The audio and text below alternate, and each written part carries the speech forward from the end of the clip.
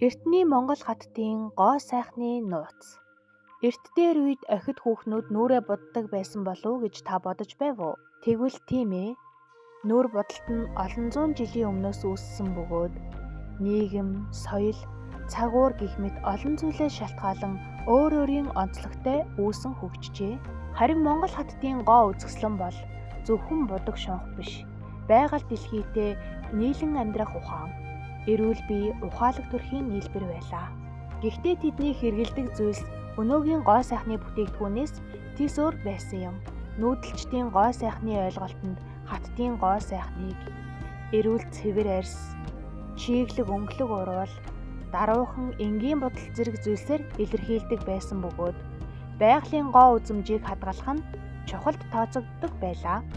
Харин арьс арчилгаанда өглөө болгон хүйдэн усаар нүрээ угаадаг байсан нь үрчлээгүй талгар арьсыг бий болгодог байж. Сүүн бүтээгдэхүүн буюу тараг, арцны шүүс, сүүний өрөм зэргийг нүрээ цэвэрлэх, чийгшүүлэхэд түлхүү ашиглаж байна. Мөн малын өөхнөөс гаргасан тосоор хуурайлсан арьсыг зөөлрүүлэх, хүйтнээс хамгаалах зорилгоор хэрэглэж байжээ. Нүур будалтандаа язгууртан хатад илүү гоёлын анхаарал татсан будалт хийдэг байсан бол ард бүсгүйчүүд гоо үзэсгэлэнгээ байгалийн өнгөөр нь тодтогдог байлаа. Уруул хацар өнгөлөхөд чацарган, нэрэс гэх мэт жимсийг түлхүү хэрэгэлдэг байсан болвол язгууртан хатад улаан шавар, оохрын нунтаг хэрэгэлдэг байсан тухай таамаг бий. Нүрээ улаан буудын нунтхийг совдны нунтагтай хойлон гаргасан ингэсхийг түрхдэг байж. Үсээ гялалзан харагдуулахын тулд сүүнээс болон малын өөхнөөс гаргасан тосыг хэрэгэлдэг байсан байна.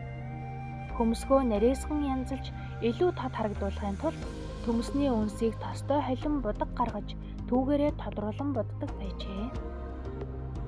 Эртний нүүдэлчин эмэгтэйчүүд ихэвчлэн байгалийн өнгүүдээр даруухан будалт хийдэг байсан нь өнгө бол байгалийн хишиг гэж үздэг байсантай холбоотой юм.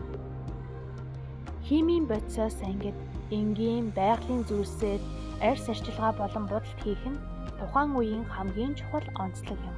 Түүхийн сурвалжууд, археологийн олдвор, судлаачдын бүтээлүүдэд Монгол эмэгтэйчүүдийн арьс арчилгаа, гоо сайхан, соёлын талаар багч болов дурдсан байдаг.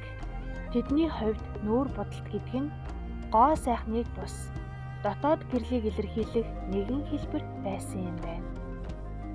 Энэ хүртэл бичлэгийн маань хүлээн авч үзсэн та бүхэндээ баярлалаа. Дараагийн бичлэг хүртэл түр баяртай